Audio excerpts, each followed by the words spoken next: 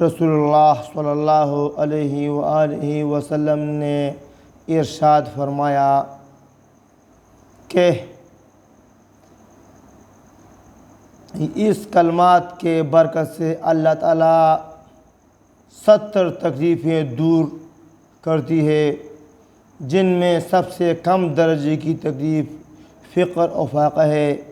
لا حول ولا قوة الا باللہ ولا منجأ من اللہ الا الیہ۔ اس کا ترجمہ یہ ہے، نہیں ہے طاقت نقصان سے بچنے اور نہ فائدہ حاصل کرنے کی اللہ تعالیٰ کے سوا، اور نہیں ہے جائے پناہ اور نہ جائے نجات اللہ تعالیٰ سے مگر اس کی طرف۔